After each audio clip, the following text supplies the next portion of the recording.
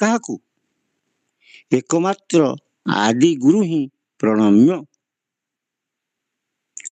ଅହଙ୍କାର ବିସର୍ଜନ ନିମିତ୍ତ ପ୍ରଣାମର ପ୍ରୟୋଜନୀୟତା ଅପରିହାର୍ଯ୍ୟ। ଆତ୍ମବିସର୍ଜନ ଫଳରେ ହିଁ ଆତ୍ମ ପ୍ରତିଷ୍ଠା ସହଜ ସାଧ୍ୟ ହୋଇଥାଏ। ଅହଙ୍କାରୀ ସାଧକମାନେ କାହାରି ନିକଟରେ ମସ୍ତକ ଅବନତ କରିପାରନ୍ତି ନାହିଁ, କିନ୍ତୁ ଗୁରୁଦେବଙ୍କ ପାଦ ପଦ୍ମରେ ଶିର ଅବନତ ନ କଲେ ଯେ କେବେ ହେଲେ ଅହଙ୍କାରର ବିନାଶ ହୁଏ ନାହିଁ।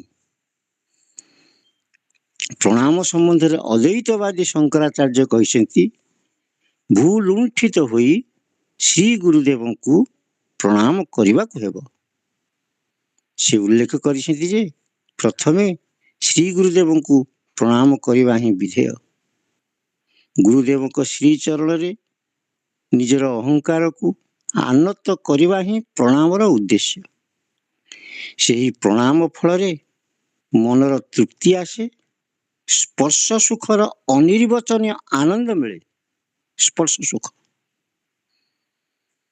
ଶ୍ରୀ ଗୁରୁଦେବଙ୍କୁ ପ୍ରଣାମ କରିବା ଫଳରେ ଭଗବତ ପ୍ରଣାମ ସୁଖ ଅନୁଭୂତ ହୁଏ ଏବଂ ତଦ୍ୱାରା ଶିଷ୍ୟମାନଙ୍କ ଅନ୍ତରରୁ ଅହଙ୍କାର ବିଦୂରିତ ହୋଇଯାଏ।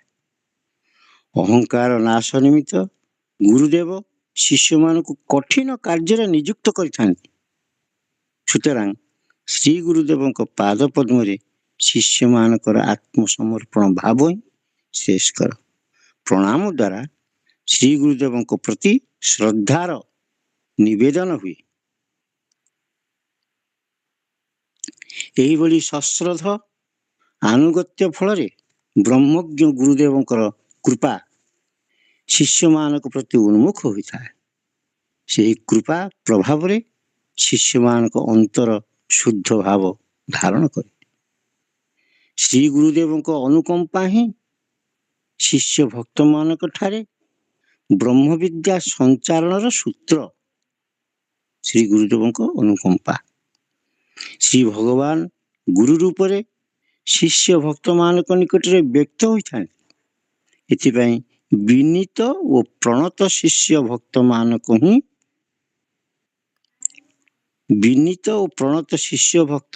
ହିଁ ବିଦ୍ୟା ଲାଭର ଅଧିକାରୀ।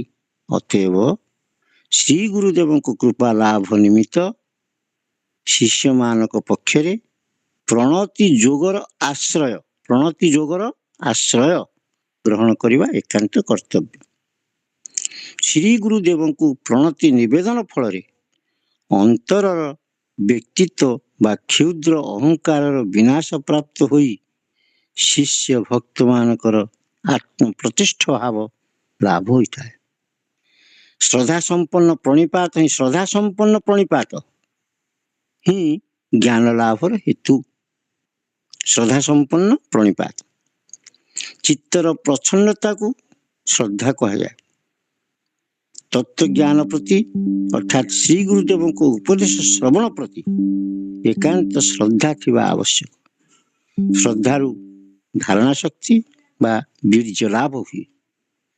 ବୀର୍ଯ୍ୟ ଲାଭ ହେଲେ ଶ୍ରୀ ଗୁରୁଦେବଙ୍କ ବାକ୍ୟ ଧାରଣା କରିବାର ଶକ୍ତି ଲାଭ ହୋଇଥାଏ। ତାହା ଫଳରେ ଗୁରୁଦେବଙ୍କ ସ୍ମୃତି ଶିଷ୍ୟ ଭକ୍ତମାନଙ୍କ ଅନ୍ତରରେ ସର୍ବଦା ଜାଗରୁକ ରହେ। ସର୍ବଦା। ଏବଂ ତାହା କେବେ ହେଲେ ବିସ୍ମରଣ ହୁଏ ନାହିଁ। ସ୍ମୃତି ପ୍ରତିଷ୍ଠିତ ହେଲେ ଚିତ୍ତର ବହିର୍ମୁଖୀ ଭାବ ଦୂର ହୋଇଯାଏ। ତତ୍ପରେ ଅନ୍ତର ଶୁଦ୍ଧ ହେଲେ ଜ୍ଞାନ ଲାଭ ହୁଏ। ଶ୍ରଦ୍ଧାରୁ ଉତ୍ସାହର ଉନ୍ମେଷ ହୁଏ। ଉତ୍ସାହ ସହିତ ଭଗବତ ଧ୍ୟାନ ବା ଗୁରୁଦେବଙ୍କୁ ଧ୍ୟାନ କଲେ ଚିତ୍ତ ସମାହିତ ହୋଇଯାଏ। ସୁତରାଂ ଗୁରୁଦେବଙ୍କ ପ୍ରତି ଶ୍ରଦ୍ଧା ବିଶ୍ୱାସ ନଥିଲେ ସାଧନାରେ କେବେ ହେଲେ ସିଦ୍ଧି ଲାଭ ହୋଇପାରେ ନାହିଁ। ଶ୍ରଦ୍ଧାର ସହିତ ସାଧନ ଭୋଜନ କଲେ ସହଜରେ ଚିତ୍ତରେ ଭଗବତ ସ୍ମୃତି ଜାଗ୍ରତ ହୁଏ। ଭଗବତ ସ୍ମରଣ ମନନ ପୂର୍ବକ ସାଧନ ନିରତ ହେଲେ ତାଙ୍କ ସ୍ମୃତି ସାଧକମାନଙ୍କ ଅନ୍ତରରେ ଅଚଳ ପ୍ରତିଷ୍ଠ ହୋଇଥାଏ।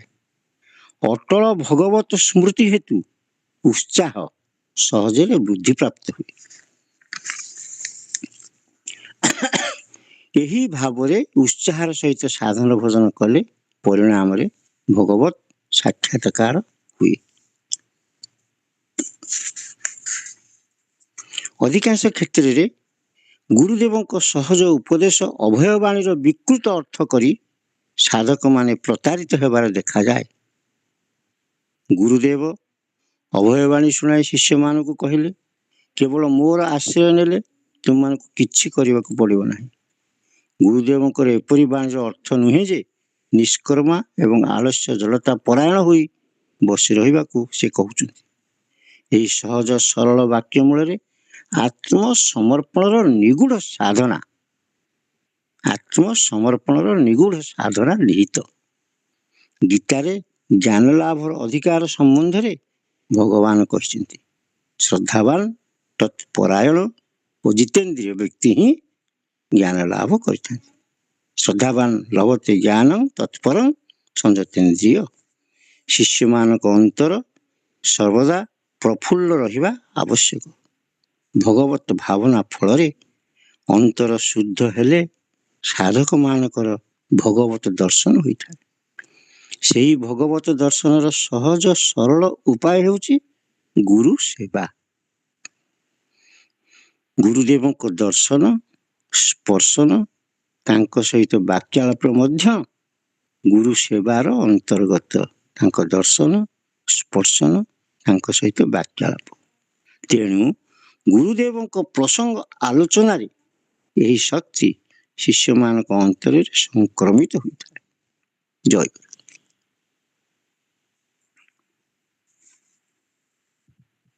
ପ୍ରାର୍ଥନାଟା ପଢ଼ୁନି। ନାଇଁ ସେ ନାହିଁ ପରା, ସେ ନାହିଁ। ଆମେ ଗୁରୁ ଗୀତା ପଢ଼ିବା। ଜୟଗୁରୁ ଭାଇ।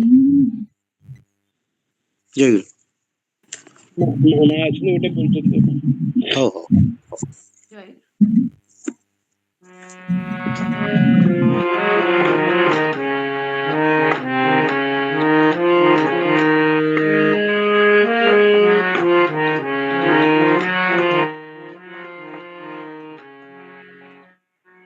लोडू तुझे गुरु आशीष रे, लोडू तुझे गुरु आशीष रे, पराण भरी गुरु नाम घोष, पराण भरी गुरु नाम घोष, लोडू तुझे गुरु आशीष रे, पराण भरी गुरु नाम घोष,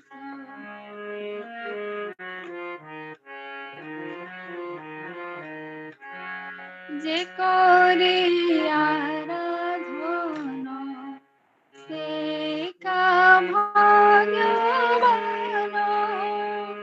जे करे आराधना से का भाग्यवान, पीजे पारे गुरु नाम रस, पीजे पारे गुरु नाम रस, लोडू तुझे गुरु आशीष रे, पराण भरी गुरु नाम घोष,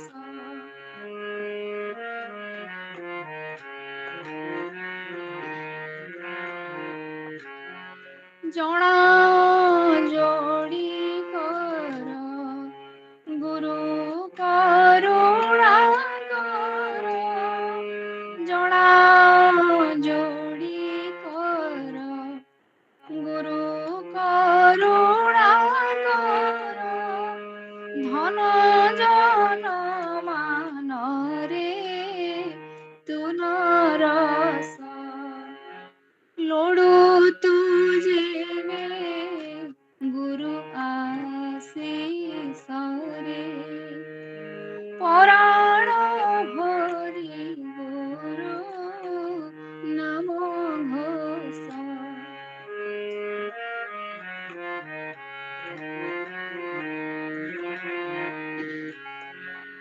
চেতনে অচেতনে শয়নে বাসপনে গুরু নাম ধিয়ানে হুয়ত গুরু নাম ধিয়ানে হুয়ত লোড়ু তু যেবে গুরু আশিসরে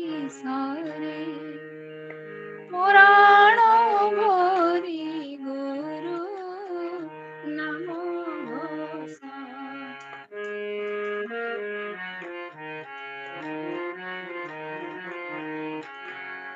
শুনি গুরু প্রসঙ্গ কররে সাধু সঙ্গ শুনি গুরু প্রসঙ্গ কররে সাধু সঙ্গ গুরু প্রেম নিরত রঙ্গে ভাস লোড়ু তুজিবে গুরু আশিসরে পুরাণ ভরি গুরু নাম ঘোষ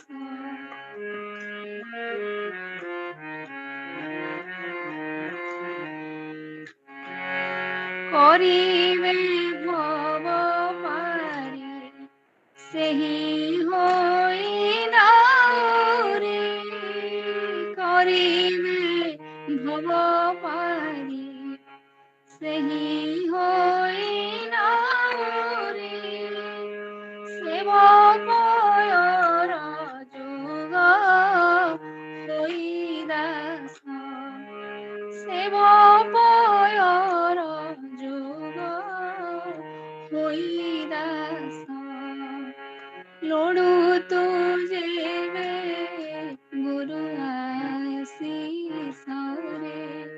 পুরাণ ভরি গুরু নাম ঘোষা পুরাণ ভরি গুরু নাম ঘোষা পুরাণ ভরি গুরু নাম ঘোষা জয় গুরু।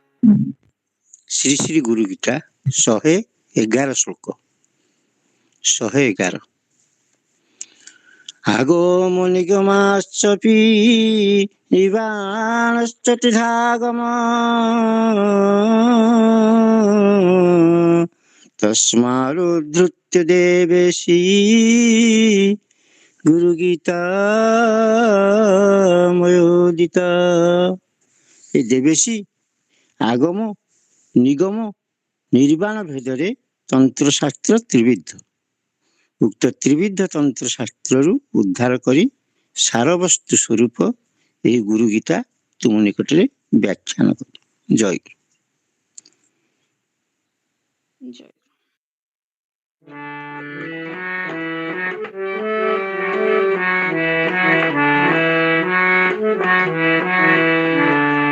আগম নিগম নির্বাণ আগম নিগম নির্বাণ তন্ত্র শাস্ত্রর তিনি গুণ তন্ত্র শাস্ত্রর তিনি গুণ হে দেবী ଏହି তন্ত্র সার হে দেবী ଏହି তন্ত্র সার দুগ্ধরে লবণী প্রকার দুগ্ধরে লবণী প্রকার শ্রী গুরু গীতা উপাখ্যান শ্রী গুরু গীতা উপাখ্যান স্বরূপে করিলি ব্যাখ্যান স্বরূপে করিলি ব্যাখ্যান সাধু সজন সন্থ পাই সাধু সজন সন্থ পাই মুকতি পথ অটে মুকতি ମୁକତି ପଥ ଅଟେ ମୁକତି ପଥ ଅଟେ। ଜୟ ଜୟଗୁରୁ। ଆଜି ଆମର ରସକୁଞ୍ଜ ପାଠଚକ୍ରର 19 ବର୍ଷ ତୃତୀୟ ଅଧିବେଶନ ହେଲା ବୋଧେ।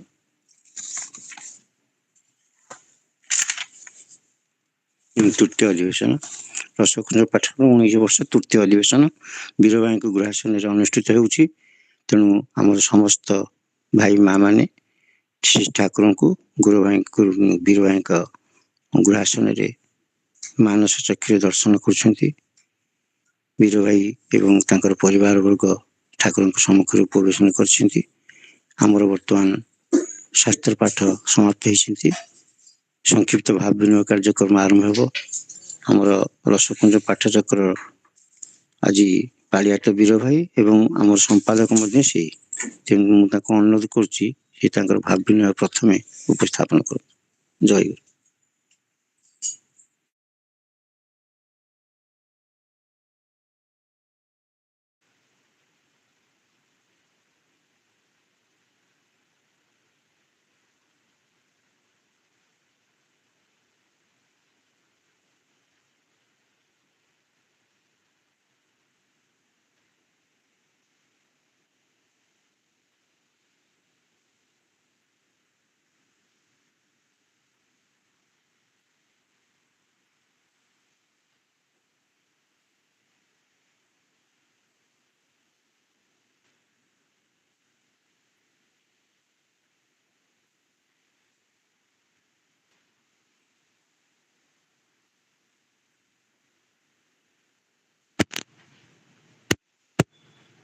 ଜୟଗୁରୁ।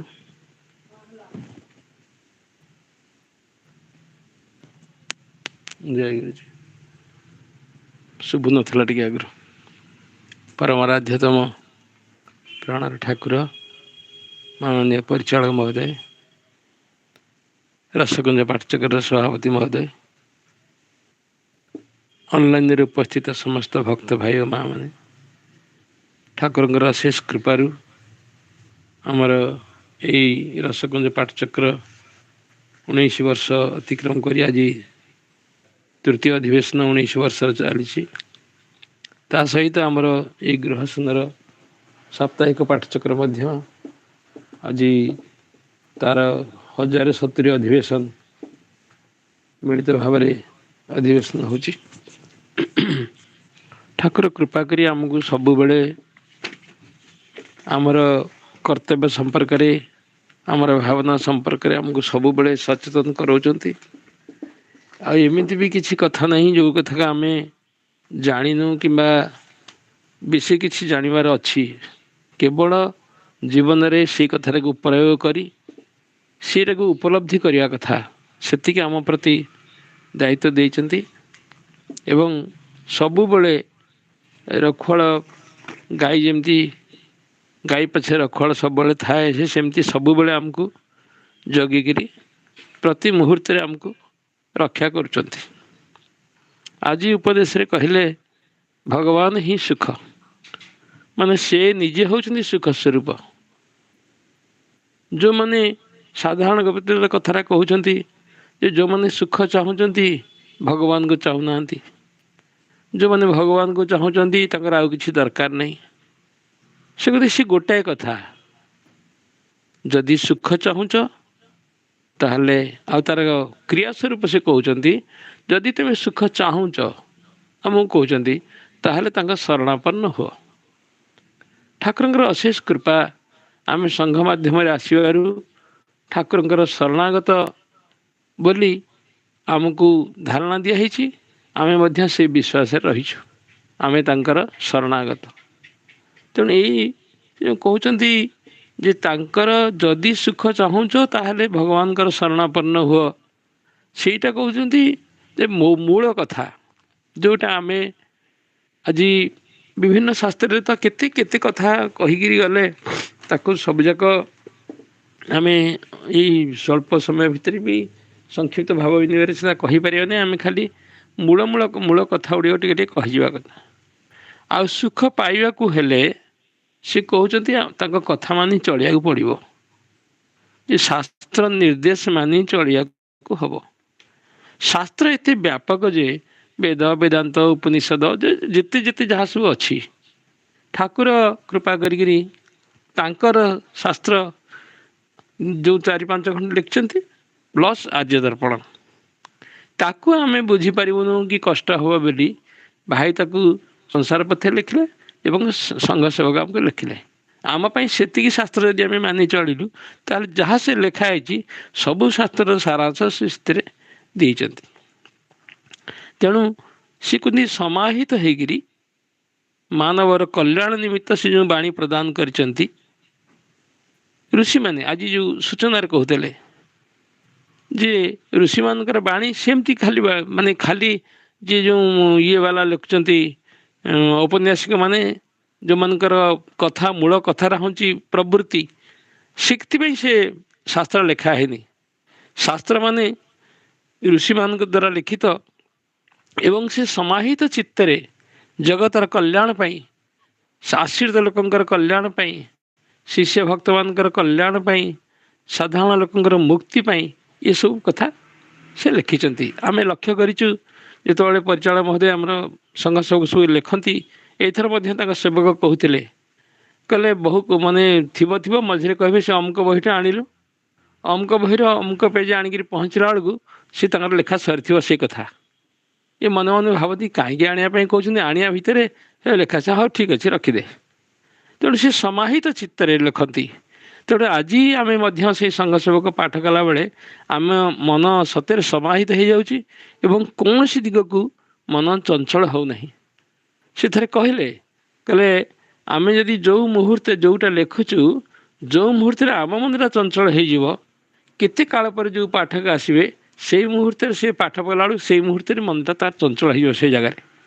ତେଣୁ ଯେଉଁ ସମାହିତ ଚିତ୍ତ କଥା କହୁଛନ୍ତି ମୁନି ଋଷିମାନେ, ସେଇ କଥା ଆଜି ସେଥିପାଇଁ ତାଙ୍କରି କଥାରେ ହିଁ ମନେ ପଡ଼ୁଛି ଯେ ପ୍ରକୃତିରେ ସମାହିତ ଚିତ୍ତରେ ସେମିତି କିନ୍ତୁ ଲେଖନ୍ତି। ହୃଦୟରେ ମାନେ ଗୁରୁଙ୍କ ଛଡ଼ା ଭଗବାନଙ୍କ ଛଡ଼ା ଆଉ କାହାରି ଚିନ୍ତା ନାହିଁ। ତାଙ୍କ ବାଣୀ ତାଙ୍କ ଭିତରେ ସ୍ୱତଃ ତାର ସ୍ଫୁରଣ ହେଉଛି ଏବଂ ସେ ଲେଖି ହେଇଯାଉଛନ୍ତି। ସେଇଥିରେ ସେ ଆଜି କହିଲେ ଯେ ଯାହାଙ୍କର ଲକ୍ଷ୍ୟ ହେଉଛନ୍ତି ଶ୍ରୀଗୁରୁ, ସିଏ ହେଉଛନ୍ତି ଅସାମ୍ପ୍ରଦାୟିକ, ଆଉ ସମସ୍ତେ ସାମ୍ପ୍ରଦାୟିକ। ଯାହାଙ୍କର ଲକ୍ଷ୍ୟ ଶ୍ରୀଗୁରୁ, ଲକ୍ଷ୍ୟ ଭଗବାନ, ଆଉ କିଛି ଲକ୍ଷ୍ୟ ନାହିଁ ଯାହାର, ସିଏ ହେଉଛନ୍ତି ପ୍ରକୃତିର ସନାତନ, ସିଏ ହେଉଛନ୍ତି ଅସାମ୍ପ୍ରଦାୟିକ। ଆଉ ପୁଣି ମଧ୍ୟ ସେଇ ଯେଉଁରେ ଆମେ ସୂଚନାରେ ଯେଉଁ କଥାଟା କହିଲେ, ସେ କହିଲେ ଯେ ସଦ୍ଗୁରୁ ହିଁ ଗୁରୁ, ସମସ୍ତେ ଗୁରୁ କିନ୍ତୁ ସଦ୍ଗୁରୁ ହେଲେ ଗୁରୁ। ଯେମିତି ଠାକୁରଙ୍କର ସଚ୍ଚିଦାନନ୍ଦ ହେଲେ ଗୁରୁ, ଆଉ ସମସ୍ତେ ଯେମିତି ମାନେ ଦୀକ୍ଷା ଗୁରୁ ବା ସଦ୍ଗୁରୁ ହେଉଛନ୍ତି ଗୁରୁ, ଆଉ ଅନ୍ୟମାନେ ସେ କହୁଛନ୍ତି ଅନ୍ୟମାନେ ହେଲେ ଶିକ୍ଷା ଗୁରୁ। ସେମାନେ ଉନ୍ନତି ପଥରେ ନେଇଯାଉଛନ୍ତି, ତାଙ୍କ କଥାରେ ଚାଳିତ କରିବା ପାଇଁ ସାହାଯ୍ୟ କରୁଛନ୍ତି, କିନ୍ତୁ ସଦ୍ଗୁରୁ ହିଁ ଆମର ଗୁରୁ। ତେଣୁ ସେଇ ଯେଉଁ ବାବଦରେ ଆଜି ଆଲୋଚନା କଲେ ଯେ ଠାକୁର ହିଁ ଆମର ଆଦର୍ଶ, ଠାକୁର ହିଁ ଆମର ଲକ୍ଷ୍ୟ, ଏବଂ ସେଇଥିପାଇଁ ସେ କହୁଛନ୍ତି ଯେ ଆମେ ତାଙ୍କୁ ହିଁ ସୁଖ ପାଇବା, ତାଙ୍କ ସୁଖ ପାଇବା, ଯେଉଁ ଭଗବାନଙ୍କୁ ସୁଖ କଥା କହୁଛନ୍ତି ସେଇ ପ୍ରସଙ୍ଗରେ ସେ ଆଜି ଏମିତି ଶାସ୍ତ୍ର ପାଠଟା ସେଇଆକୁ କେନ୍ଦ୍ର କରିକିରି ହିଁ ସବୁ ଜାଗାରେ କଥା କହି କହି ଚାଲିଗଲା ଭଳିଆ ମୋତେ ବୋଧ ହେଲା। ତାପରେ ଯେଉଁ ଅନ୍ୟମାନେ ଯେଉଁ ସଂଘ ସେବକ ପରେ ଆମେ ପାଠ କଲେ ଠାକୁରଙ୍କର ଅଭ୍ୟୁଦୟ କଥା, ଯେ ସାଂସାରିକ ଭାବରେ ତାଙ୍କର କେମିତି ଅଭ୍ୟୁଦୟ ଘଟିଛି, କେମିତି ମାଆଙ୍କୁ ପାଇଛନ୍ତି, କେମିତି ମନହାରିଣୀ ସ୍ତ୍ରୀ ପାଇଛନ୍ତି, କେମିତି ଚାକିରି ପାଇଛନ୍ତି, କେମିତି ସଂସାର ସୁଖରେ ଚଳିଛି। ସେତେବେଳେ ସମୟରେ ଗୋଟେ ଜାଗାରେ ମୁଁ ପଢ଼ିଥିଲି, ସେଥିରେ ଏଇ ବୋଧେ ଲୀଳା ପ୍ରସଙ୍ଗରେ, ଯେ ସେତେବେଳେ ମଧ୍ୟ ତାଙ୍କର ଚାକିରି ଛାଡ଼ିଲା ବେଳକୁ ତାଙ୍କର ଦରମା ଥିଲା 150 ଟଙ୍କା। 150 ଟଙ୍କା ବର୍ତ୍ତମାନ ଯୁଗରେ କେତେ 1.5 ଲକ୍ଷ କି କ'ଣ ଏମିତି ହେବ। ତେଣୁ ସେ ଖୁବ୍ ଭଲ ଭାବରେ ସବୁ କଥା କରୁଥିଲେ। କିନ୍ତୁ ସେଇଥିରେ ସେ କହୁଛନ୍ତି ଯେ ଯେତେବେଳେ ସେ ଜ୍ଞାନୀଗୁରୁ ଲେଖିଲେ, ଏ ଯେଉଁ ମାଆଙ୍କ କଥା କହୁଛନ୍ତି ଯେ ଜଗତ ଜନନୀକୁ ସେ ମା ବୋଲି କହୁଛନ୍ତି, ମା ମୋର। ଆମେ ସେମିତି ମୁଁ ବେଳେବେଳେ ଭାବେ ଯେ ଠାକୁର ସ୍ୱୟଂ ଜଗତ ଗୁରୁ, ଯାହାଙ୍କ ମାନେ ଜଗତଗୁରୁ ସ୍ୱୟଂ ଯାହାଙ୍କର ଆଧାରକୁ ଅବଲମ୍ବନ କରିକି ଆମକୁ କୃପା କରିବା ପାଇଁ ଏଇ ଦେହରେ ଆସିଛନ୍ତି, ତାଙ୍କ ଦେହରେ ଆମେ ଏଇ କେବଳ ସଂଘ ଜରିଆରେ କି ପରିଚାଳନା ସଂସ୍ପର୍ଶରେ ଯେମିତି ନ ଆସିଥିଲେ ତାଙ୍କୁ ଆମେ ଆମ ଠାକୁର ବୋଲି କହିପାରିନଥାନ୍ତୁ। ଆମେ ଯେମିତି ଆମ ଠାକୁର ବୋଲି ଆମେ କହିପାରୁଛୁ, ଆମ ଆଦରର ଧନ, ଆମ ପ୍ରାଣର ଧନ, ଆମର ଆରାଧ୍ୟ, ଆମର ମାନେ ସବୁଠୁ ଆପଣାର, ଯାହାଙ୍କୁ ଆମେ ଆମର ଗୋପନ କଥା, ଅନ୍ତରର କଥା, ସୁଖ ଦୁଃଖ ଭଲ ମନ୍ଦ ଯେମିତି ଆମେ ନିବେଦନ କରିପାରିବୁ। କିନ୍ତୁ ସିଏ ହେଉଛନ୍ତି ସ୍ୱୟଂ ଜଗତଗୁରୁ, ଯେ ସମସ୍ତଙ୍କୁ ଉଦ୍ଧାର କରିବା ପାଇଁ ତାଙ୍କର ଏଠିକି ଧରା ଅବତରଣ ହେଇଛନ୍ତି ଏବଂ ସେଇ ଶକ୍ତି ଧରିକିରି ସେ ଆଇଛନ୍ତି। କିନ୍ତୁ ସେଇ ଜଗତଗୁରୁ ଯେ ସ୍ୱୟଂ ସେ କହୁଛନ୍ତି, ଯେମିତି ଆଜି ଯେଉଁ ଆଲୋଚନା କଲା ସେଥିରେ ମୋର ମନେ ପଡ଼ିଗଲା ଯେ ସେ କହୁଛନ୍ତି ଯେ ସାରା ମାନେ ଜଗତ ଜନନୀ ଯିଏ, ଯେ ଜଗଧାତ୍ରୀ, ଯେ ସାରା ଜଗତର ଯିଏ ଧାରଣ କରିଛନ୍ତି, ଯାହାକୁ ସେ ପାଳନ ପୋଷଣ କରୁଛନ୍ତି ତାଙ୍କ ଧାତ୍ରୀ ଭଳି, ଏବଂ ସେ ସ୍ୱୟଂ ସାରା ଜଗତର ଯିଏ ଜନନୀ ତାକୁ ସେ କହୁଛନ୍ତି ମା ମୋର, ଗରବିଣୀ ମା ମୋର। ଏଇ ଯେଉଁ କଥାଟା ସେ କହୁଛନ୍ତି କେତେ ଆପଣାରେ ବୋଲି ମନେ କରୁଛନ୍ତି। ତେଣୁ ଆମେ ଯେତେବେଳେ ଠାକୁରଙ୍କୁ ଆମ ଠାକୁର ବୋଲି କହୁଛୁ, ସେ କେମିତି ତା ଭିତରେ ଏତେ ବଡ଼ ଶକ୍ତି ସମ୍ପନ୍ନ ମହାପୁରୁଷ, କିନ୍ତୁ ଆମ ଭିତରେ ଯେମିତି କେତେ ଦରଦ ଭରା ଇଏରେ ଆମକୁ ସେ ଗ୍ରହଣ କରିଛନ୍ତି, ଯେ ଆମର ପ୍ରାଣର ଠାକୁର ହେଇକିରି ଅଛନ୍ତି। ଏବଂ ତାଙ୍କରି ସେବା ପୂଜା ହେଉଛି ଶ୍ରେଷ୍ଠ କଥା। ଏବଂ ତାଙ୍କ ସାଙ୍ଗରେ ଆମେ କେମିତି ଚଳିବୁ, ତାଙ୍କ ସିଏ ଯେମିତି ଆମର ଶ୍ରେଷ୍ଠ, ତାଙ୍କରି ସେବା ପୂଜା, ତାଙ୍କରି ଚିନ୍ତନ। ଏବଂ ଏଇ ଯେଉଁ ଆଜି ଯେଉଁ ପ୍ରଣତି କଥା ବି କହିଲେ, ବିଶେଷ ଭାବରେ ୟା ଦେହରେ ଆମର ସେବା ଭାବର ଅନୁଶୀଳନରେ ସେ ପ୍ରଣତି ବ୍ୟବସ୍ଥାରେ ସେ କେମିତି ତାଙ୍କ ଆଡ଼କୁ କରିଛନ୍ତି, ଯେ ପ୍ରତ୍ୟେକ ତମେ ତମ ଘରେ ଗୁରୁଙ୍କର ଆସନ ପ୍ରତିଷ୍ଠା କରିବ। ଆମେ ମାନେ ଆମର ଇଚ୍ଛା ନଥିଲେ ମଧ୍ୟ, ଆମର ଅହଙ୍କାର ଥିଲେ ମଧ୍ୟ, କେବଳ ସେଇ ଆଜ୍ଞାକୁ ପାଳନ କରିକିରି ଯେତେ ଆମେ ଠାକୁରଙ୍କର ଆଶ୍ରିତ ସମସ୍ତଙ୍କର ଗୃହାସନରେ ଆମେ ଯେଉଁ ପ୍ରଣାମ କରୁଛୁ, ସେ ଆମକୁ ସେ ପ୍ରଣତିଟା ଶିଖଉଛନ୍ତି କେମିତି ପ୍ରଣାମ କରିବ। ଏଇ ଯେଉଁ ପ୍ରଣାମଟା ଯଦି ଆମେ ତାଙ୍କୁ ଯେମିତି କରୁଛେ, ତାଙ୍କ ଭକ୍ତମାନଙ୍କୁ ସେମିତି ପ୍ରଣାମ କରିବା, ତାହେଲେ ଧୀରେ ଧୀରେ ଅହଙ୍କାର ଯିବାର କୌଣସି ରାସ୍ତା ନାହିଁ। ଅହଙ୍କାରରୁ ମୁକ୍ତ ହେବା ପାଇଁ, ଅହଙ୍କାରକୁ ବଳିଦାନ କରିବା ପାଇଁ ଏଇସବୁ ଆଉ କିଛି ରାସ୍ତା ନାହିଁ। କେବଳ ତାଙ୍କ ଶରଣାଗତ ହେବ, ତାଙ୍କୁ ଏମିତି ପ୍ରଣାମ କରିବ। ପ୍ରଣାମ କରିବାର ଯେଉଁ ଶାସ୍ତ୍ରୀୟ କଥା ଆଜି ଆଲୋଚନା କରାଗଲା, ତାକୁ ମାନେ ସମସ୍ତେ ସେଟା ଶୁଣିଛନ୍ତି। ତେଣୁ ସେଇ ବାବଦରେ ଯେଉଁ ଗୃହାସନର ସେ ବ୍ୟବସ୍ଥା କରିଛନ୍ତି, କେବଳ ଆମେ ପ୍ରଣାମ କରିପାରିବୁ। ଏବଂ ସଂଘାସନରେ ମଧ୍ୟ ସେଇ କଥା, ନିଜର ପ୍ରଣାମ କରିବାର ଅର୍ଥ ହେଉଛି ନିଜକୁ ଅନ୍ୟ ନିକଟରେ ସାନ ବୋଲି ମନେ କରିବା, ଅନ୍ୟକୁ ବଡ଼ ବୋଲି ମନେ କରିବା। ନିଜର ଯେଉଁ ଅହଙ୍ତ ଅଛି, ନିଜର ଯେଉଁ ପରାକାଷ୍ଠା ଅଛି, ନିଜର ଯେଉଁ ବଡ଼ିମା ଅଛି, ସେ ବଡ଼ିମା ଧୀରେ ଧୀରେ ପ୍ରଣାମ କଲେ, ଠାକୁରଙ୍କୁ ପ୍ରଣାମ କଲେ, ତାଙ୍କ ଭକ୍ତ ଶିଷ୍ୟମାନଙ୍କର ସେବା କଲେ, ତାଙ୍କର ଚରଣ ସେବା କଲେ, ତାଙ୍କର ପାଦ ଧୋଇଦେଲେ, ତାଙ୍କୁ ଭଗବାନ ମନେ କରିକି ସେବା କଲେ, ଆସ୍ତେ ଆସ୍ତେ ଆସ୍ତେ ଆସ୍ତେ ଏହି ପ୍ରଣାମ ଅହଙ୍କାର ନାଶ ହେବ। ଆଉ ଅହଙ୍କାର ନାଶ ହେଲା ପରେ ଠାକୁର ଏମିତି ପ୍ରେସ୍କ୍ରିପ୍ସିତ କରିଛନ୍ତି, ଯଦି ଆମେ ଖାଲି ସେଇ ପ୍ରେସ୍କ୍ରିପ୍ସନରେ ଖାଲି ଚଳିଯିବା, ତାହେଲେ ସିଦ୍ଧି ତା ମନକୁ ମନ ଆମର ଯେଉଁ ଉପଲବ୍ଧି ହେଇପାରିବ। ସେ କହୁଛନ୍ତି ସିଦ୍ଧ ତମେ, ଯେ ଆମର କିନ୍ତୁ ସେଇ ଆମର ଯେଉଁ ସଂସାରିକ ହାତ ପ୍ରତି ହାତରେ ଆମର ସେଥିରେ ବିଶ୍ୱାସ ଆସୁନି, ଆମର ମାନେ ରେଞ୍ଜ ପାଉନି। କିନ୍ତୁ ପ୍ରକୃତିରେ ଏସବୁ କଥା ହେଲେ ଆମର ଗୋଟେ ବୋଧ ହେବ ଯେ ହଁ ସିଦ୍ଧି ଆମର ସ୍ୱୟଂ ଇଏ, ଆମର ଏସବୁ ଏ ଜଗତର ଆମେ ନୁହଁ, ଆମେ ସେ ଜଗତର, ଏମିତି ଗୋଟେ ବୋଧ ହେବ। ତେଣୁ ସେ କହୁଛନ୍ତି ଆତ୍ମବିସର୍ଜନ ହେଉଛି ହିଁ ଆତ୍ମପ୍ରତିଷ୍ଠା। ତେଣୁ ଏଇ କଥାଟା ଆମର ଅନୁଶୀଳନ କରିବା ପାଇଁ ଆମକୁ ଏସବୁ ବ୍ୟବସ୍ଥା ସେ କରିଛନ୍ତି। ସେ କହୁଛନ୍ତି ଯେ ଗୋଟେ ଆତ୍ମସମ୍ମିଶ୍ରଣ ହେଇଥିବ, ସେବା ପରାୟଣ ହେଇଥିବ, ଜିଜ୍ଞାସୁ ହେଇଥିବ, ଏବଂ ସେଇଭଳି ଶିଷ୍ୟକୁ ସିଏ ଗୋଡ଼େଇ ଗୋଡ଼େଇକିରି ତାଙ୍କୁ ମାନେ ଇଏ କରନ୍ତି। ଯେମିତି ସେ କହୁଛନ୍ତି ଯେ ଯେମିତି ମାନେ ଦୁଧିଆଳି ଗାଈ ତା ବାଛୁରୀକୁ କ୍ଷୀର ଦେବା ପାଇଁ ସେ ବ୍ୟାକୁଳ ହେଇକିରି ବାଛୁରୀକୁ ଅନେଇଥାଏ, ସେମିତି ଗୁରୁଦେବ ସେମିତିଆ ଶିଷ୍ୟମାନଙ୍କ ପାଇଁ ବ୍ୟାକୁଳ ହେଇକିରି ଅନେଇକିରି ଅଛନ୍ତି। ଯେଉଁ କହୁଛନ୍ତି, କହିଲେ ଗୁରୁ ମିଳେ ଲାଖ ଲାଖ, ଚେଲା ନ ମିଳେ ଏକ। ସେମିତି ଚେଲା ଯିଏ ତାଙ୍କ ଆଜ୍ଞା ପାଳନ କରିବ, ସେମିତି ଆଜିକାଲି ଦୁର୍ଲଭ ହେଲାଣି। ତେଣୁ ଆମେ ଏଇ ଠାକୁରଙ୍କ କଥା ଅନୁସାରେ ଚଳି ସଂଘ ସାଧନାରେ ନିଜକୁ ମିଶାଇ ସଂଘ ସାଧନା କଲେ ଆମର ସେଇ ଜ୍ଞାନଟା ଉଦୟ ହେବ, ସେ ଭାବଟା ଉଦୟ ହେବ। ଏବଂ ଠାକୁର ଯେଉଁ କୃପା କରିବାକୁ ଇଚ୍ଛା କରିଛନ୍ତି, ସେ କୃପା ଆମର ଆଧାର ପ୍ରସ୍ତୁତ ହେଲେ ସେ କୃପା ବଳେ ବଳେ ହେବ। ଏବଂ ବଳେ ବଳେ ହେଲେ ଆମେ ତାଙ୍କୁ ବୁଝିପାରିବା। ଶ୍ରଦ୍ଧା ଫଳରେ ଆମର ଧାରଣା ଶକ୍ତି ବଢ଼ିବ ଏବଂ ଅନନ୍ତ କାଳର ଅଜ୍ଞାନତା ସେ ନିଜେ ଥରେ ଯଦି କୃପା ଦୃଷ୍ଟିରେ ଚାହିଁଦେବେ, ସେ ମୁହୂର୍ତ୍ତକ ଭିତରେ ତା'ର ସବୁ ସମାଧାନ ହେଇଯିବ ଏବଂ ଆମେ ଜ୍ଞାନ ଲାଭ କରିପାରିବା। ତେଣୁ ଯାଇ ଠାକୁରଙ୍କ କୃପାରୁ ଆମେ ଯେଉଁ ଅଧିବେଶନରେ ଯୋଗ ଦେଉଛେ, ଶାସ୍ତ୍ର ପାଠ ହେଉଛି, ସେ ଯେ ଆମେ ଠିକ୍ ଭାବରେ ଟିକେ ବୁଝିପାରୁଛୁ ଏବଂ ତାକୁ ବ୍ୟକ୍ତିଗତ ଭାବରେ ଜୀବନରେ ପ୍ରୟୋଗ କରିବା ପାଇଁ ଚେଷ୍ଟା କରୁଛୁ ବା ହଉ ନ ହଉ ପଛକେ ସେ ଯେ କହୁଛନ୍ତି ଆମେ ଯେ ତାକୁ ଶୁଣିବାର ସୌଭାଗ୍ୟ ଲାଭ କରୁଛୁ, ଇଏ ବହୁ ଭାଗ୍ୟର ଫଳ, ଏ କମ୍ ଭାଗ୍ୟର କଥା ନୁହଁ। ତେଣୁ ଠାକୁରଙ୍କ କୃପାରୁ ସେ କଥା ଯେମିତି ଆମେ ବୁଝିପାରୁ, ବୁଝିବା ପାଇଁ ସକ୍ଷମ ହେଉ ଏବଂ ତାଙ୍କର ଯେଉଁ ଇଚ୍ଛା, ସେ ଇଚ୍ଛା ଯେମିତି ବଳବତୀ ହେବା ପାଇଁ ଆମେ ଯୋଗ୍ୟ ହୋଇକରି ତାଙ୍କ ଇଚ୍ଛାଟା ଧାରଣ କରିବାର ଶକ୍ତି ଲାଭ କରିପାରୁ ଏବଂ ଆମ ପରସ୍ପର ଭିତରେ ସେଇ ଶ୍ରଦ୍ଧା, ଆଦର, ଭଲ ପାଇବା ଏସବୁ କେମିତି ପ୍ରତିଷ୍ଠିତ ରହୁ ଏବଂ ଠାକୁରଙ୍କୁ କେନ୍ଦ୍ର କରି ଆମର ଜୀବନ ଯେମିତି ଅତିବାହିତ ହେଉ, ଏତିକି ପ୍ରାର୍ଥନା ଜଣାଇ ଭାବ ବିନିମୟରେ ଯାହା ତ୍ରୁଟି ରହିଛି ସେଥିପାଇଁ କ୍ଷମା ଭିକ୍ଷା କରି ଭାବ ବିନିମୟ ଶେଷ କରୁଛି। ଜୟଗୁରୁ। ପତି ଭାଇକି ଅନୁରୋଧ କରୁଛି, ଆମର ଶ୍ରଦ୍ଧା ପତି ଭାଇ, ସେ ତାଙ୍କର ଭାବ ବିନିମୟ ସଂକ୍ଷେପରେ ଉପସ୍ଥାପନ କରନ୍ତୁ। ପତି ଭାଇ।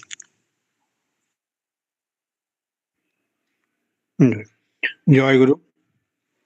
ପରମାରାଧ୍ୟ ଶ୍ରୀ ଶ୍ରୀ ଠାକୁର ମହାରାଜ, ପୂଜ୍ୟ ପରିଚାଳକ ମହୋଦୟ, ସଭାପତି ମହୋଦୟ ଏବଂ ଉପସ୍ଥିତ ମୋର ପ୍ରେମାସ୍ପଦ ସବୁ ଭାଇ ଓ ମା ମାନେ, ଆମର ଯେଉଁ ଆଜି ଶାସ୍ତ୍ର ସବୁ ପଠିତ ହେଲେ, ବୀର ଭାଇ ସେଗୁଡ଼ିକ ତ ବ୍ୟାଖ୍ୟା କଲେ, ତେଣୁ ଅଧିକ କିଛି କହିବାର ନାହିଁ। ସେଇ ଗୋଟିଏ କଥା ଯେ ଆମର ପୂର୍ବଜ ଋଷିମାନେ ଆମକୁ ଜ୍ଞାନ ମାର୍ଗର ରାସ୍ତାଟା ଦେଖେଇ ଦେଇଛନ୍ତି। ସେ ଯେଉଁ ନିୟମ ସଂଯମ ସବୁ ପ୍ରବର୍ତ୍ତନ କରିଛନ୍ତି, ଅନେକ ସମୟରେ ଆମର ଯେଉଁ ଧାରଣା ହୁଏ ଯେ ସେଗୁଡ଼ିକ କେବଳ ସାଧୁସନ୍ଥ ମାନେ ପାଳନ କରିପାରିବେ, ସାଧାରଣ ଲୋକମାନେ ପାଳନ କରିପାରିବେ ନାହିଁ, ଏହା ଏକ ଭ୍ରମାତ୍ମକ ଧାରଣା। ସେ ନିୟମ ସଂଯମ ସବୁ ଯେଉଁ କରିଛନ୍ତି, ପ୍ରଣୟନ କରିଛନ୍ତି, ସେଗୁଡ଼ାକ ଗୋଟେ ନିଷ୍ଠୁର ଭାବ ନୁହେଁ, ଏହା ଆମର କେମିତି ଆମର ଆତ୍ମୋନ୍ନତି ହେବ ସେଥିପାଇଁ ସେ କରିଛନ୍ତି। ଏବଂ ସେଥିପାଇଁ ମଧ୍ୟ ବ୍ୟାଖ୍ୟା କଲେ ଯେ ଔପନ୍ୟାସିକ ବା ସାହିତ୍ୟିକ ମାନଙ୍କର ଇଏ ଗଳ୍ପ ବା ଗୋଟେ ପ୍ରବୃତ୍ତିର ପରିଚୟ ନୁହଁ ବା ନିଦର୍ଶନ ନୁହଁ।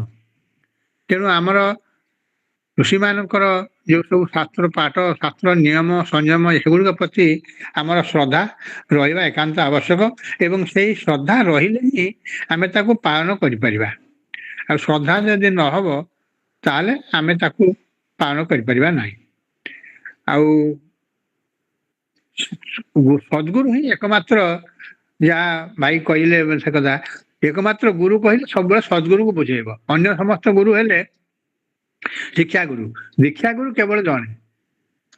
ଏବଂ ଆମର ପରିଚୟ ପତ୍ରରେ ମଧ୍ୟ ସେଥିରେ ଲେଖା ହେଇଛି ଯେ ଇଷ୍ଟ ଚିନ୍ତା ଠାରୁ ଗୁରୁ ଚିନ୍ତାର ଫଳ ଅଧିକ, କାରଣ ଶ୍ରୀଗୁରୁ ପ୍ରତ୍ୟକ୍ଷ ବିଦ୍ୟମାନ, ଅର୍ଥାତ୍ ସଦ୍ଗୁରୁ ପ୍ରତ୍ୟକ୍ଷ ବିଦ୍ୟମାନ। ଏଇ କଥାଟା ସବୁବେଳେ ଠାକୁର ଏଇ ସଦ୍ଗୁରୁ କଥାଟାକୁ ସବୁ ଜାଗାରେ ଜୋର ଦେଇଛନ୍ତି, କାରଣ ସଦ୍ଗୁରୁ କେବଳ ମନୁଷ୍ୟ ଗୁରୁ, ଜଗତଗୁରୁଙ୍କ ଇଚ୍ଛାଟା ତାଙ୍କ ଭିତରେ ଲୀଳାୟିତ ହେଇ ଉଠୁଛି।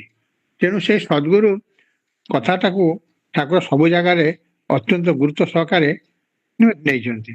ଆଉ ସେଥିପାଇଁ କହିଲେ ଗୁରୁ ହିଁ କେବଳ ମାତ୍ର ଆମର ଲକ୍ଷ୍ୟ ଆଦର୍ଶ, ତାଙ୍କରି ସେବା, ତାଙ୍କରି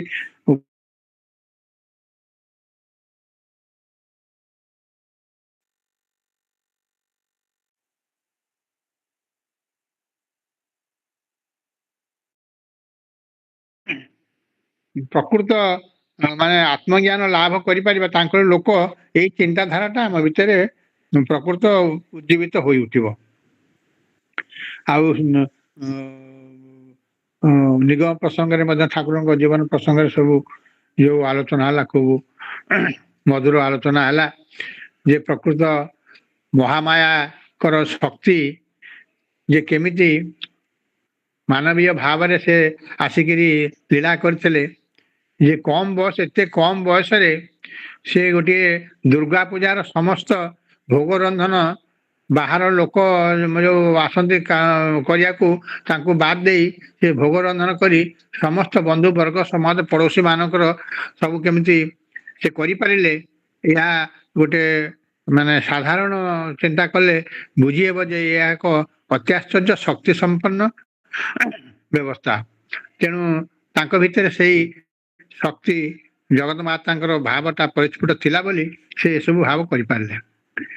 ଆଉ ଠାକୁର ଖୁବ ସ୍ୱାଭିମାନୀ ଥିଲେ, ଯୋଉଥିପାଇଁ କି ସେ ଏଇ ଖୋସାମତ ବା ଏଇ ଅନୀତି ଦୁର୍ନୀତି ଏଗୁଡାକ ଭିତରେ ଯାଇକିରି କାର୍ଯ୍ୟ କରିବା ତାଙ୍କର ସମ୍ଭବପର ନଥିଲା। ତେଣୁ ସେ ବହୁ ଜାଗାରେ ଚାକିରି ଛାଡିବାକୁ ତାଙ୍କୁ ପଡିଥିଲା ଏବଂ ସେ ସତ୍ ମାର୍ଗରେ କେବଳ ଜୀବନଯାପନ କରିବା ସେ ମୂଳରୁ ଆମର ଆମେ ତାଙ୍କ ଜୀବନରେ ଯୋଉ ଛାତ୍ର ଜୀବନ ହଉ ବାଲ୍ୟ ଜୀବନ ହଉ ଯେତେବେଳେ ହଉ ସେ ସତ୍ ଭାବର ଅନୁଶୀଳନ ତାଙ୍କ ଭିତରେ ଏଇଟା ଗୋଟେ ତାଙ୍କର ନିଜସ୍ୱ ଭାବ।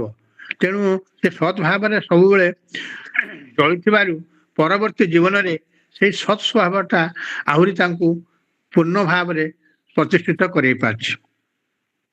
ଆଉ ସେବା ଭାବର ଅନୁଶୀଳନରେ ମଧ୍ୟ ଯୋଉ ସବୁ କଥା ହେଲେ ଯେ ଆମର ଗୁରୁକୁ ଗ୍ରହଣ କଲେ ପ୍ରଣିପାତ ହେଲା ପ୍ରଥମ ସାଧନା। ଏ ପ୍ରଣିପାତର କେତେ ଯେ ମହତ୍ଵ ଆଜି ସବୁ ପଢା ହେଲା ଯେ ସେଟା ହେଲା ଆନୁଗତ୍ୟର ସାଧନା, ଅହଙ୍କାର ନାଶର ସାଧନା। ଏବଂ ସେଇ ଆମର ଗୁରୁ ଗୀତାରେ ମଧ୍ୟ କହୁଛି କୁହାଯାଇଛି ଦୀର୍ଘ ଦଣ୍ଡ ନମସ୍କୃତ୍ୟଂ ନିର୍ଲଜ ଗୁରୁ ସନ୍ନିଧ। ଗୁରୁଙ୍କ ପାଖରେ ପ୍ରଥମେ ପହଞ୍ଚିକି ସାଷ୍ଟାଙ୍ଗ ପ୍ରଣିପାତ କରିବା ହେଲା ଆମର କର୍ତ୍ତବ୍ୟ। ତେଣୁ ପ୍ରଣିପାତ କଲେ ଆମ ଭିତରେ ବହୁ ପ୍ରକାର ଭାବ ମାନେ ଖରାପ ସ୍ୱଭାବ ନଷ୍ଟ ହେଇକି ତାଙ୍କ ପ୍ରତି ଯୋଉ ଆନୁଗତ୍ୟ ଭାବ ପ୍ରକାଶ ପାଇଥାଏ, ସେଥିରେ ଆମର ଭିତରେ ଚିତ୍ତ ଶୁଦ୍ଧି ବହୁତ ହୁଏ ଏବଂ ସେଇ ପ୍ରଣିପାତ ସାଧନାରୁ ହିଁ ଆମର ପ୍ରକୃତ ଈଶ୍ୱରତ୍ୱର ସାଧନା ଆରମ୍ଭ ହୋଇଥାଏ। ଏବଂ ସେଇ ପ୍ରଣିପାତ କରିବା ଦ୍ୱାରା ଆମର ଯୋଉ ତାଙ୍କ ପ୍ରତି ମାନେ ସର୍ବତ ଭାବରେ ଶରଣାଗତ ଭାବ ଆସେ। ସେଇ ଶରଣାଗତ ଭାବ ସର୍ବତ ଭାବରେ ଆସିଲେ ହିଁ ସେ ତାଙ୍କ ଭିତରେ ସେ ବିଦ୍ୟା ଦାନ କରନ୍ତି ବା ଆତ୍ମଜ୍ଞାନ ଦାନ କରନ୍ତି। ତେଣୁ ଗୁରୁଙ୍କ ପାଖରେ ଶିକ୍ଷାର ପ୍ରଥମ କଥା ଠାକୁର ସବୁବେଳେ କହୁଥିଲେ ଯେ ଏମାନେ ଯାଉଛନ୍ତି ମତେ ଟିକେ ଏଠି ମୁଣ୍ଡିଆ ମାରିକି ଆସୁନାହାନ୍ତି, ପୁରୀରେ ରହିଲା ବେଳେ କହୁଥିଲେ। ତେଣୁ ଭାଇ ସବୁବେଳେ ପ୍ରତ୍ୟେକ ଦିନ ଯାଇ ଠାକୁରଙ୍କୁ ପ୍ରଣିପାତ କରନ୍ତି। ମାନେ ଏ ପ୍ରଣିପାତର ଯେ ମୂଲ୍ୟ କେତେ ସେଇଟା ଆଜି ସେ ସବୁ ଟିକେ ପଢା ହେଲା ଏବଂ ଆମେ ସବୁବେଳେ ଏଇ କଥାଟାକୁ ମନେ ରଖି ପ୍ରତ୍ୟେକ ସମୟରେ ଆମର ଗୃହାସନରେ ଠାକୁରଙ୍କୁ ପ୍ରଣିପାତ କରିବା, ସନ୍ଧ୍ୟା ସକାଳ କୁଆଡେ ଯିବା ବେଳେ କେତେବେଳେ ଆସିଲେ ଏଇ ଯୋଉ କଲେ ମାନେ ସେ ଗୋଟେ ଠାକୁରଗତ ପ୍ରାଣ ହେଇଯିବ। ତେଣୁ ଏଇ କଥାଟାକୁ ସେ ଆଜି ମଧ୍ୟ ସଂଘ ସେବକରେ ପଢା ହେଲା। ଆମେ ଏହାର ଅଭ୍ୟାସ କରିବା। ଏଇ ଅଭ୍ୟାସ ପ୍ରଣିପାତ ଦ୍ୱାରା ହିଁ ଆମର ବହୁ କିଛି ମାନେ ଇଏ ଜୀବନର ପରିବର୍ତ୍ତନ ହେଇ ସାଧନାର ଅଗ୍ରଗତି ହେଇପାରିବ। ପ୍ରଣିପାତ ପରେ ହିଁ ତାପରେ ଶ୍ରଦ୍ଧା ଆସିବ, ତାଙ୍କ ପ୍ରତି ଶ୍ରଦ୍ଧା ଆସିଲେ ଯାହା କୁହନ୍ତି ସଦାବାନ ଲଭତେ ଜ୍ଞାନ, ଜ୍ଞାନ ଆସିବ ମାନେ ତାକୁ ପରିପ୍ରଶ୍ନ କରାଇବା। ସେ କେବଳ ଆତ୍ମଜ୍ଞାନ ସମ୍ବନ୍ଧୀୟ ପ୍ରଶ୍ନଟାକୁ ପରିପ୍ରଶ୍ନ ବୋଲି କହିଛନ୍ତି। ତେଣୁ ସେଗୁଡିକ କଲେ ତାପରେ ଆମର ଆସ୍ତେ ଆସ୍ତେ ଜ୍ଞାନ ଲାଭ ହେଲେ ତାପରେ ଆମେ ସେବା କରିବାର ମଧ୍ୟ ସୁଯୋଗ ପାଇବା। ସେବା କଲେ ଆମର ଯୋଉ ଆମର କୁହାଯାଇଛି ଯେ ମାନେ ଶେଷ ଅବସ୍ଥା ନିର୍ବିକଳ୍ପ ସାଧନାର ପରପାରି ଅବସ୍ଥା ସେବା। ତେଣୁ ଏ ସବୁ କିଛି ଆମର ହେଇପାରିବ। ତେଣୁ ଆଜି ଏ ଯୋଉ ଶାସ୍ତ୍ର ପାଠ ହେଲେ ସେଗୁଡିକ ଖୁବ ଆମର ଶିକ୍ଷଣୀୟ, ଆମେ ତାକୁ ଅନୁସରଣ କରିବା ଦରକାର। ଠାକୁରଙ୍କ ପାଖରେ ପ୍ରାର୍ଥନା ସେଗୁଡିକ କରିବାର ଯୋଉ ଆମ ଭିତରେ ଶ୍ରଦ୍ଧା ସେ ଜାତ ହଉ ଏବଂ ଆମେ ତାଙ୍କର ସେବା କରିବାକୁ ସମର୍ଥ ହେଇପାରିବୁ। ମୁଁ ଏତିକି କହି ମୋର ଭାବନା ସମ୍ପନ୍ନ କରୁଛି। ଜୟଗୁରୁ। ସମସ୍ତ ଦୋଷ ପାଇଁ କ୍ଷମା ଭିକ୍ଷା କରୁଛି। ଜୟଗୁରୁ। ଜୟଗୁରୁ।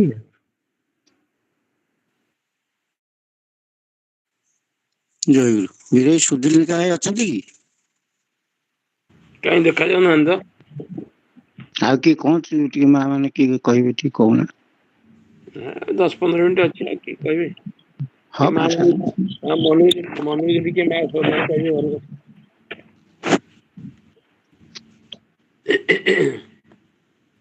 ଟିକେ କିଏ 5 ମିନିଟ୍ ପାଇଁ ଯଦି କହିବେ, କହୁନାହାନ୍ତି।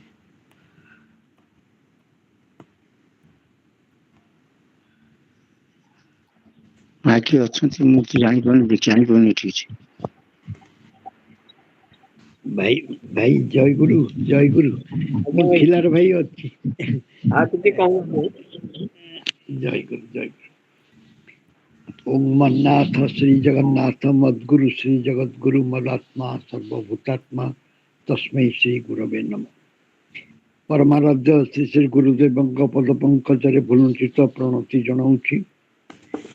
ଆମର ଏଇ ମହତି ଅନୁଷ୍ଠାନର ପ୍ରତିନିଧି ସଭାପତି ମହୋଦୟଙ୍କୁ ମୋର ଅନ୍ତରର ଜୟଗୁରୁ ଭକ୍ତି ଅର୍ଘ୍ୟ ଜଣାଉଛି। ସଂଯୋଜିତ ସମସ୍ତ ଗୁରୁ ମା ଭାଇ ମାନଙ୍କୁ ଜୟଗୁରୁ ପ୍ରୀତି ସମ୍ଭାଷଣ ଜଣାଉଛି। ଭାବ ବିନିମୟ ପର୍ଯ୍ୟାୟରେ ଏ ଅଧମାଧମକୁ ବୀର ଭାଇଙ୍କ ମାଧ୍ୟମରେ କିଛି ମନର ଭାବ ପ୍ରକାଶ କରିବାକୁ ଠାକୁରେ କୃପା କରିଥିବାର ତାଙ୍କ ପ୍ରକୃତ ଠାକୁରେ ହିଁ କୃପା କରିଛନ୍ତି। ତେଣୁ ତାଙ୍କ ନିକଟରେ ମନର ଶୁଭେଚ୍ଛା ଜଣାଉଛି। ଭାବ ବିନିମୟ ପର୍ଯ୍ୟାୟ ପ୍ରାଣପ୍ରିୟ ଠାକୁରଙ୍କର କୃପା ପ୍ରାପ୍ତି ନେଇ କିଛି ଭାବର କଥା ପ୍ରକାଶ କରୁଛୁ।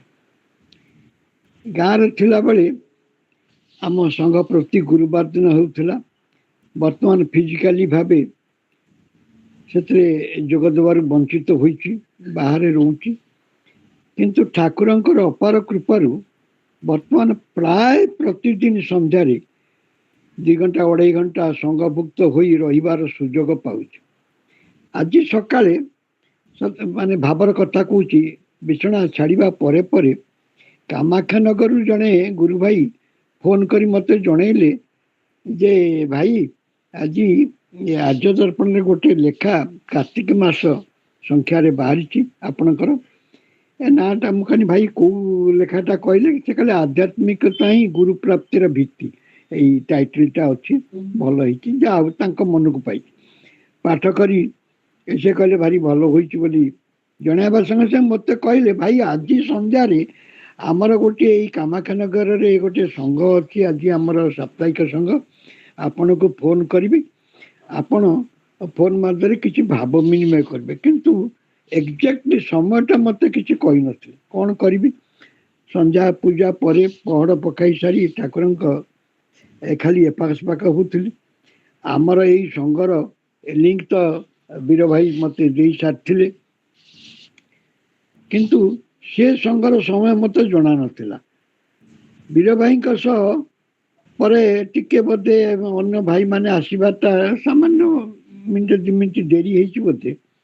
ବୀର ଭାଇଙ୍କ ସାଙ୍ଗରେ କଥାବାର୍ତ୍ତା କହୁଁ କହୁଁ ସେ ଭାଇ ଜଣକ ମୋତେ ଫୋନ କରି କହିଲେ ଯେ ଭାଇ ଆମର ସଂଘ ଚାଲିଲାଣି, ଆପଣ ଭାବ ବିନିମୟ କିଛି କରନ୍ତୁ। ଯାହା ହଉ ଗଙ୍ଗା ଜଳରେ ଗଙ୍ଗା ପୂଜା କଲା ପରି ସେଇ ଦୟାମୟଙ୍କ କୃପାରେ ତାଙ୍କରି କଥା ଦୀପଦ କହିସାରି ତାପରେ ପରେ ସଙ୍ଗେ ସଙ୍ଗେ ଆମର ଏଇ ଲିଙ୍କରେ ଟିକେ ସଂଯୋଜିତ ହେଲି। ଯାହା ହଉ ଅପାର ଆନନ୍ଦ ମିଳୁଛି। ଭାଇ ପ୍ରକୃତ ପଠନ ମଧ୍ୟ ଏକ ମହାନ କଳା। ଠାକୁର ମହାରାଜଙ୍କ କୃପାରୁ ଆମର ବୀର ଭାଇ ଏବଂ କଳ୍ପତରୁ ଭାଇ ଯେପରି ମାନେ ପୁସ୍ତକରେ ଲେଖା ହେଇଛି ପଢ଼ିଦେବାର ନାହିଁ କି ସମସ୍ତେ ପଢ଼ିଦେବେ, କିନ୍ତୁ ତାଙ୍କର ଯେଉଁ ପଠନର କଳା, ଯେଉଁପରି ଭାବରେ ସିଏ ବିଷୟବସ୍ତୁକୁ ପାଠ କଲେ, ମାନେ ପ୍ରକୃତ ମୋ ପରି ଜଣେ ନିମ୍ନ ଶ୍ରେଣୀର ହୃଦୟକୁ ବହୁତ ସ୍ପର୍ଶ କରିଛି, ମାନେ ଚୁମ୍ବକ ଭଳି ସ୍ପର୍ଶ କରୁଛି। ତେଣୁ ସେ କଳା ବି ମଧ୍ୟ ଠାକୁର ଦେଇଛନ୍ତି ସମସ୍ତଙ୍କୁ, ନହେଲେ କିଛି କିଛି ମାନେ ଭାଇ ମା ମାନଙ୍କୁ ଦେଇଛନ୍ତି। ଏପରିକି ସଙ୍ଗୀତ ପରିବେଷଣ ମଧ୍ୟ ଯେଉଁମାନେ କରୁଛନ୍ତି ମା ଭାଇମାନେ, ଯେଉଁ ଗୋଟେ ଗୋଟିଏ ସଙ୍ଗୀତ ଏତେ ଆତ୍ମାକୁ ସ୍ପର୍ଶ କରେ।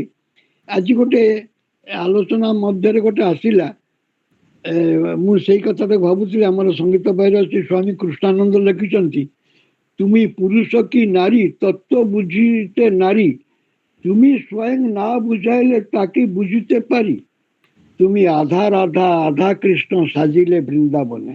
হ্যাঁ, যে ମାନେ ପ୍ରତ୍ୟେକ ଆଲୋଚନା ବେଳକୁ ଯେମିତି ଆମେ କୋଉଠି ଗୋଟେ ଯଦି ପଢିଛନ୍ତି, ସେ ସଙ୍ଗେ ସଙ୍ଗେ ଚୁମ୍ବକ ଭଳିଆ ସେ ସବୁ ଜାଗାରେ ଆମର ମନକୁ ଟାଣି ନେଉଛି। ଯାହା ହଉ ଏଇ ମୋର ପ୍ରକୃତ ଖୁବ ଏଇଥିରେ ଯୋଗ ଦେଲା ପରେ ଖୁବ ଆନନ୍ଦ ବି ଲାଗୁଛି। ମାନେ ସବୁଠାରୁ ଗୋଟେ ବଡ କଥା ହଉଛି ଆଜିର ପଠିତ ବିଷୟକୁ ଉପଲବ୍ଧି କରିବା ସହ ଜୀବନରେ ତାକୁ କାର୍ଯ୍ୟ କରିବାଟା ଆମର ଧ୍ୟେୟ ହେବା ଉଚିତ। ଅନେକ ଜିନିଷ ଶୁଣିଛନ୍ତି ଆମେ ତ ଯାହା ବୟସ ଅନୁଯାୟୀ ଠାକୁରଙ୍କ ଆଶ୍ରିତ ହେବା ଦିନ ଠାରୁ ଆମେ ଅନେକ କିଛି ଶୁଣିଲେଣି, କିନ୍ତୁ ସବୁଠାରୁ ନିଜର ଆତ୍ମସମୀକ୍ଷା କରିବାର କଥା ଆମେ ସେଗୁଡାକ ଶୁଣି ତ ଯାଉଛନ୍ତି ସମସ୍ତେ, କିନ୍ତୁ ତାକୁ କେତେ ଦୂର ଆମେ କାର୍ଯ୍ୟରେ ପରିଣତ କଲେ। ଯାହା ହଉ ମାନେ ସାମୂହିକ ଭାବରେ ଖୁବ ଆନନ୍ଦ ଦେଉଛି। ମୋର କହିବାର ଯଦି କିଛି ତ୍ରୁଟି ଥାଏ ଭାଇ ସମସ୍ତେ ନିଜ ମନରେ କ୍ଷମା ଦେବେ। ଆଉ ମୁଁ ମୋର ଏଇତିକିରେ ମୋର ଭାବ ବିନିମୟ ବିରାମ ଦେଉଛି। ଜୟ ଗୁରୁ, ଜୟ ଗୁରୁ, ଜୟ ଗୁରୁ। ଜୟ ଜୟ ଗୁରୁ, ଜୟ ଗୁରୁ, ଜୟ ପରମ ରାଧେଶ୍ୟାମ ପ୍ରାଣ ଠାକୁର, ପରିଚାଳକ ମହୋଦୟ, ଭାଇ ଏବଂ ମା ମାନେ, ଆଜି ଆମର ଏଇ ରସକୁଞ୍ଜ ପାଠଚକ୍ରର 19 ବର୍ଷ ତୃତୀୟ ଅଧିବେଶନ ବୀର ଭାଇଙ୍କ ଗୃହାସନରେ ଅନୁଷ୍ଠିତ ହେଉଛି। ଆଉ ଯେଉଁ ସବୁ ଶାସ୍ତ୍ର ପାଠ କରାହେଲେ ତାଙ୍କ ଆମର ରସକୁଞ୍ଜ ପାଠଚକ୍ରରେ ଧାରାବାହିକ ଭାବରେ ସଂଘ ସବକ ପଢା ହୁଏ।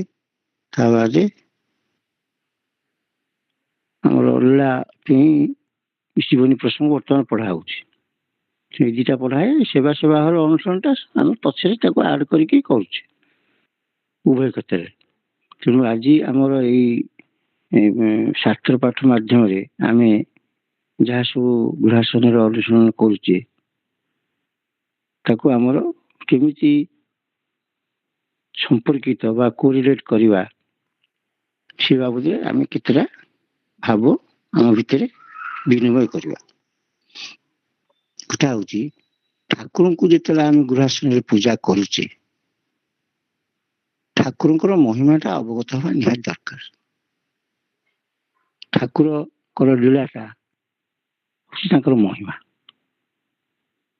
ଠାକୁର କେମିତି ବାଲ୍ୟଲୀଳା କରିଥିଲେ, କେମିତି ପୂର୍ବଜନ୍ମ ଲୀଳା କରିଥିଲେ, କେମିତି ବିବାହ ଲୀଳା କରିଥିଲେ, ଚାକିରି ଲୀଳା କରିଥିଲେ, ଏସବୁ ତାଙ୍କର ଗୋଟେ ଲୀଳା। କାହିଁକି ସ୍ୱୟଂ ଜଗତଗୁରୁ ଯେତେବେଳେ ଧରାପୃଷ୍ଠରେ ଜୀବ ଉଦ୍ଧାର ପାଇଁ ଆସନ୍ତି ସେ ଏ ପଞ୍ଚଭୂତ ଭିତରେ ପଡ଼ିଲେ ମଧ୍ୟ ମାନବୀୟ ଆକାରରେ ଆକାଳିତ ହେଇକରି ମାନବୀୟ ଗୁଣ ସବୁ ପ୍ରକାଶ ବା ପ୍ରକଟ କରନ୍ତି। ଠାକୁରଙ୍କର ସେଇଆ ହେଇଛି। ଠାକୁର ଜନ୍ମ ହେଇଛନ୍ତି, ବର୍ଦ୍ଧିତ ହେଇଛନ୍ତି, ପାଠ ପଢିଛନ୍ତି, ଚାକିରି କରିଛନ୍ତି, ବିବାହ ହେଇଛନ୍ତି। ବିବାହ ପରେ ଯୋଉଟା ତାଙ୍କର ହେଇଛି ସେଇଟା ସମସ୍ତଙ୍କର ହଏନି। ଯୋଉମାନେ ଆଧିକାରିକ ପୁରୁଷ ଭଗବାନ ତାଙ୍କୁ ଟାଣିକିରି ସେ କଥା କରେଇ ନିଅନ୍ତି। ସେ କଥା ଆଜି ଆମେ ଜୀବନୀ ପ୍ରସଙ୍ଗରୁ ତାଙ୍କର ଏ କଥାରୁ ଜାଣିଲେ ଯେ ମା ପୂର୍ବଜନ୍ମରେ କହିଥିଲେ କୋଉଠି ଛଦ୍ମବେଶିନୀ ପାର୍ବତୀ, ତୁମେ ବ୍ୟସ୍ତ ହୁଅ ନା, ମୁଁ ପରଜନ୍ମରେ ତମ ପାଖେ ରହିକି ତମକୁ ଆଧ୍ୟାତ୍ମିକ ସମନ୍ୱୟ ପଥରେ ସମ୍ରାଟ କରେଇବି। ସେଇଟା ହିଁ କରିଛନ୍ତି। ଠାକୁର ମାତୃ ହରା ହେଇକିରି ମଧ୍ୟ ସେ ମାତୃ ସ୍ନେହଟା ମା ସୁଧାଂଶୁବାଳାଙ୍କ ମାଧ୍ୟମରେ ଅବଗତ ହେଲେ ବା ଅନୁଭବ କଲେ। ସେଇଟା ଦେଖିଛନ୍ତି କୋଉଠି? ଗାରୋଇ ଲୀଳାରେ। ଗାରୋଇ ଯେତେବେଳେ ଠାକୁର ଭାବିଛନ୍ତି ଯେ ଛୋଟିଆ ପିଲାଟି ହେଇଯାନ୍ତା କି ମୁଁ ତାଙ୍କୁ କୋଳରେ ଧରି ଶୁଅନ୍ତି। ଛୋଟିଆ ପିଲାଟି ହେଇଗଲେ, ତାପରେ ଆସ୍ତେ ଆସ୍ତେ ବଢିକି ସୁଧାଂଶୁବାଳା ହେଲେ, ତାପରେ ଯୋଗେନ୍ଦ୍ର ମଣି ହେଇଗଲେ, ତାପରେ ଚମକି ପଡ଼ିଲେ। ସେତେବେଳେ ମା କହିଲେ ତେମେ ଭାବିଥିଲ ଯେ ମାତୃଭାବରେ ନ ପାଇକିରି ମା ନାହାନ୍ତି, ସଂସାରରେ କେହି ନାହାନ୍ତି, କେତେ ବିନିଦ୍ର ରଜନୀ କଟେଇଥିଲେ ମଧ୍ୟ, ଆଉ ଯେତେବେଳେ ସ୍ତ୍ରୀ ଭାବରେ ପାଇଥିଲ ସେତେବେଳେ ଭାବିଥିଲ ମା ଭଳିଆ ସ୍ନେହ ପାଇଛ, ପୁଣି ଆଜି ମୁଁ ତମକୁ ଦେଖଉଛି, ତାର ପ୍ରମାଣ ଦଉଛି ଯେ ମୁଁ ସେଦିନ ତମ ଡାକ ଶୁଣିଥିଲି, ଯେହେତୁ ତୁମେ ମତେ ସ୍ତ୍ରୀ ଭାବରେ ପାଇବାଟା ତମର ବିଧି ନିର୍ଦ୍ଦିଷ୍ଟ, ସେଥିପାଇଁ ମୁଁ ତମକୁ ସେଟା ଦେଖାଦେଲି। ଏଇଥିପାଇଁ ସେ ମାଙ୍କ ପରେ ଯେତେ ବିନୀତ ରଜନୀ କଲେ ମଧ୍ୟ ମା ତାଙ୍କୁ ଦେଖା ଦେଇଥିଲେ, ସ୍ତ୍ରୀ ଭାବରେ ଦର୍ଶନ ଦେଇକି ସବୁ କଥା କହିଲେ। ତାପରେ ସ୍ତ୍ରୀ ଭାବରେ ନିଜକୁ ବିସର୍ଜନ ଦେଇକିରି ପରକାଳ ପଥରେ ମଧ୍ୟ ଚାଳିତ କଲେ। ଏଇ ଯୋଉ ମହିମାଟା ଠାକୁରଙ୍କର ଆମ ଭିତରେ ଜାଗ୍ରତ ହେଇ ରହିଲେ ସେଟା ଗୃହାସନରେ ପୂଜା କରିବା ଗୋଟେ ସୁବିଧା। ଏକ ଦୁଇରେ ଆମେ ସଂଘ ସେବକର ସୂଚନାରେ ନିହାତି ଭଲ ଜିନିଷ ଆମେ ଶିଖିଲେ, ଯୋଉଟା କି ଆମେ କରୁଛେ। କୋଉଟା ଆଗରୁ ଯୋଉଟା ଗୁରୁ ଗୃହରେ ଶିକ୍ଷା କରୁଥିଲେ, ସମାବର୍ତ୍ତନରେ ଗୃହସ୍ଥାଶ୍ରମରେ ପ୍ରବେଶ କରୁଥିଲେ, ସେଇଟା ଆମର ଠାକୁରଙ୍କର ଭାବଧାରାର ମୁଖ୍ୟ କଥା। ଋଷି ଯୁଗର ପୁନଃ ପ୍ରବର୍ତ୍ତନ, ଯେ ସେଇ ମୃଣ୍ମୟ ଦେବତାଙ୍କୁ ଚିନ୍ମୟ ରୂପରେ କେମିତି ଗୃହାସନରେ ଦର୍ଶନ କରିବା, ସେଇଟା ହେଲା ଆମର ଶିକ୍ଷା। ସେଟା ଆଜି କଣ କହିଲେ, ଯେଉଁ ପ୍ରଣତ ଭକ୍ତ ମାନେ ଠାକୁରଙ୍କ ଚରଣରେ ପ୍ରଣତ ହେଇ ଶ୍ରଦ୍ଧା ସହିତ ଉପାସନା କରନ୍ତି, ସେମାନଙ୍କ ଭିତରେ ଶକ୍ତି ଜାଗ୍ରତ ହେଇକି ସହସାରେ ପରମ ଶିବଙ୍କ ସହିତ ମିଳିତ ହୁଅନ୍ତି। ଏଇଟା ଗୃହାସନରେ ହବ। ମା ନିଜେ ପୂଜା କରନ୍ତି ଆମ ଭିତରେ ପଶିକିରି। ଏଇ ଧାରଣାଟା ଆମର ରହିବା ନିହାତି ଦରକାର। ତେଣୁ ଆଜି ସମୟ ହେଇଯିବ, ତେଣୁ ଆମେ ବିଶେଷ ସମୟ ନେବାନି। ଏ ହେଲା ଆମର ସଂଘ ସେବକ ସେବା ଭାବର ଅନୁଶୀଳନ ଏବଂ ଆମର ଠାକୁରଙ୍କର ମହିମ ଜ୍ଞାନର ଆଭାସ। ତେଣୁ କଥା ହଉଛି ତଦ୍ବିଧି ପ୍ରଣିପାତନ ପରିପ୍ରଶ୍ନ ସେବା। ଆ ବିଷୟରେ ଗୋଟେ ଭାଇଙ୍କ ସାଙ୍ଗରେ ଯେ ଚଳୁଥିଲେ, ସେ ବିଷୟରେ ଗୋଟେ ନିଜର ଅନୁଭୂତି ଲବ୍ଧ କଥା କହୁଛି। ଭାଇଙ୍କ ପାଖରେ ରହିଲା ପରେ କିଛି ଦିନ, କିଛି ବର୍ଷ ରହିଲା ପରେ ଆମର ସମୟ ଥାଏ 3ଟାରୁ 3:20, ଆଉ କେତେବେଳେ ସମୟ ନଥାଏ। ଭାଇଙ୍କ ପାଖରେ ଯାଇ ବସିଲା ପରେ ଭାଇ କହିଲେ, କଣ କିରେ? ମୁଁ କେତେ କଥା ପଚାରିବା ଅଛି, ଟିକେ ଆସିଛି ସେଥିପାଇଁ ପଚାରିବା। ନା କଣ ପଚାରିବୁ? ତୁ ପିଲା ଲୋକ, କେମିତି ହଉ 15 ଦିନ ପଳେଇଲା। ଆଚ୍ଛା, ସେ ଯୋଉ 15 ଦିନ 20 ଦିନ ପଳେଇଲା ପରେ ସେ ଧାଇଁକି ତାଙ୍କ ଧରକୁ ସେ ପଚାରିଲେ, କଣ କହିଲୁ ଦେଖିଆ, ପ୍ରଶ୍ନ କଣ, ପରିପ୍ରଶ୍ନ କଣ?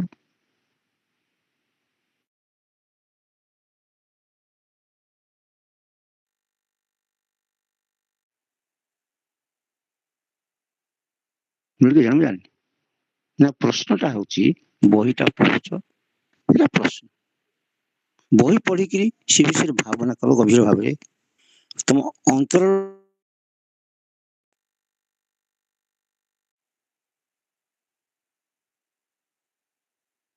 ଅନ୍ତର ତମ ପ୍ରଜସ୍ପୃତ ଉଦିତ ହେଲା ଆତ୍ମଜ୍ଞାନ ଲୋକ ପରିପ୍ରଶ୍ନ। ତେଣୁ ଯୋଉମାନେ ଠାକୁରଙ୍କ ସେବା କରନ୍ତି, ପ୍ରଥମ ଅବଧିରେ ସେମାନେ ଶୁଶ୍ରୂଷା ପରାୟଣ ହେଇକିରି ଗୁରୁଙ୍କ ଆକର୍ଷଣ କରନ୍ତି। ତାପରେ ଶୁଶ୍ରୂଷା ପରାୟଣ হবে କେମିତି? ପ୍ରଣିପାତ ପରିପ୍ରଶ୍ନ ମାଧ୍ୟମରେ। ତାପରେ ସେବା କରିବାକୁ ସେ ଗୋଟେ ଆଦେଶ ଦେବେ। ଆମେ ଅନୁମତି ନେଉଥିବୁ, ଯେତେବେଳେ ସେ ଅନୁମତିଟା ଏମିତି ଗୋଟାଏ ପଏଣ୍ଟରେ ପହଞ୍ଚିବ, ତାଙ୍କର ସ୍ୱତଃ ମନ ହବ ତାକୁ ଗୋଟାଏ ସେବା ପାଇଁ ଆଦେଶ ଦେବା। ସେ ଆଦେଶ ଯେତେବେଳେ ଦେବେ, ସେଟା ହଉଛି ପ୍ରକୃତ ଆମର ସେବା। ଯେମିତି ସାନ୍ଦିବନି କୃଷ୍ଣଙ୍କୁ ଆଦେଶ ଦେଇଥିଲେ, ମୋର ମୃତ ପୁତ୍ରକୁ ତୁ ଆଣିକି ମତେ ଦେ, ସେମିତି। ତେଣୁ ଆଜି ବେଳ ହେଇଗଲାଣି। ଆଜି ଶ୍ରୀ ଠାକୁରଙ୍କ ସୂଚନା ପ୍ରାର୍ଥନା, ଆମେ ଯାହା ଶାସ୍ତ୍ର ମାଧ୍ୟମରେ ପାଠଚକ୍ରରେ ସଂଘରେ ପରସ୍ପର ଗୁରୁ ଭାଇ ମାନଙ୍କ ଭିତରେ ଆଲୋଚନା କରୁଛି, ତାହା ଯେମିତି ଅନ୍ତରରେ ସ୍ଫୁରିତ ହୁଏ ଏବଂ ତାହା ଯେମିତି ଆମର ଗୃହାସନରେ ବିଧି ବିଧାନରେ ସମର୍ପିତ ଆମେ କରିପାରିବୁ, ସେଇଭଳି ଶୁଭ ବୁଦ୍ଧି ପ୍ରେରଣା ଭକ୍ତି ଶକ୍ତି ପ୍ରଦାନ କରନ୍ତୁ। ଜୟ ଜୟ। ଆଉ ନିମନ୍ତ୍ରଣ ଆମର ମନମୋହନ ଭାଇଙ୍କର ମନମୋହନ ଅଛନ୍ତି? ଜୟ ଗୁରୁ ଜୟ ଗୁରୁ। ହଁ, 19 ଦେଖ 19/12 ଆଚ୍ଛା ଆଚ୍ଛା ଗୋଟେ ଆସନ ବନ୍ଦ ହେଇଗଲାଣି ବୀର ଭାଇ ଟିକେ ନିମନ୍ତ୍ରଣ କରିଦେବେ ଆଜ୍ଞା। ହଉ ହଉ ହଉ ବିଜୟ ନିମନ୍ତ୍ରଣ କର ତାଙ୍କୁ ମେ 19/12। ହଁ ହେଲା ଆମର ଶନିବାର ବାଲା କରନ୍ତୁ ଆଗ। ହଁ ହଉ ହଉ।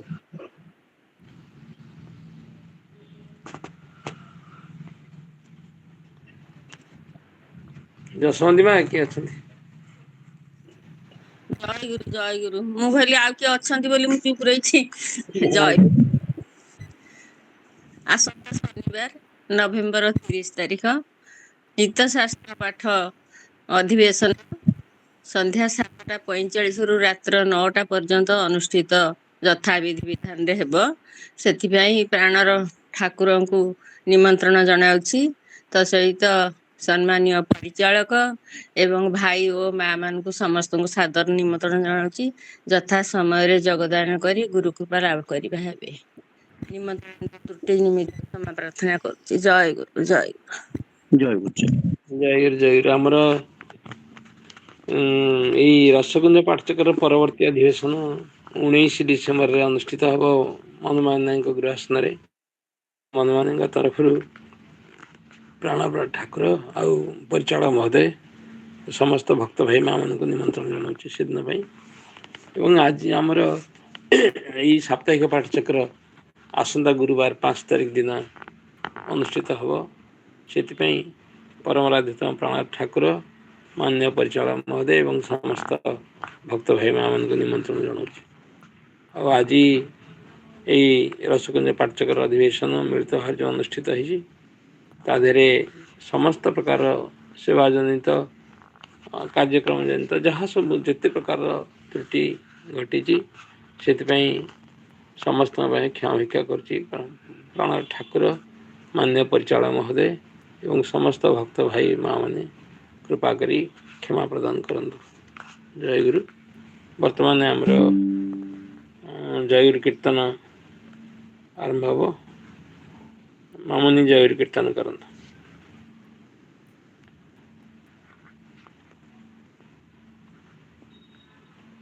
ଜୟଗୁରୁ।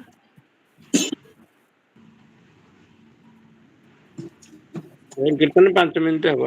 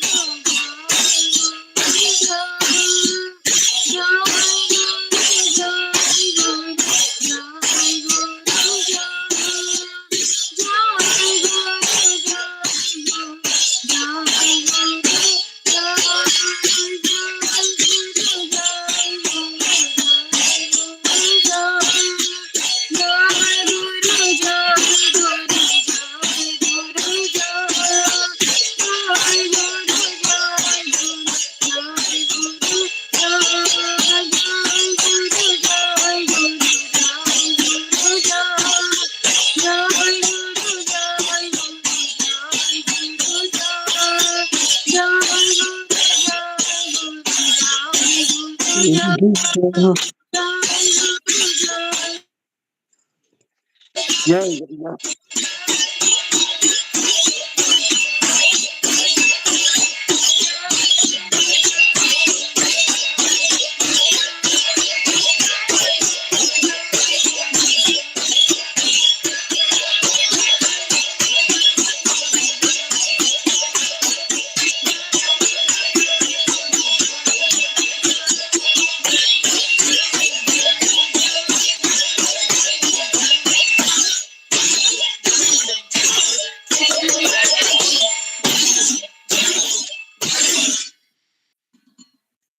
ଜୟ ଗୁରୁ। ଜୟ ଗୁରୁ ଜୟ ଜୟ ଗୁରୁ ଜୟ ଗୁରୁ ଭାଇ ମାନଙ୍କୁ ଜୟ ଗୁରୁ। ପ୍ରଣାମ। ଜୟ ଗୁରୁ ଜୟ ଗୁରୁ। ଜୟ ଗୁରୁ।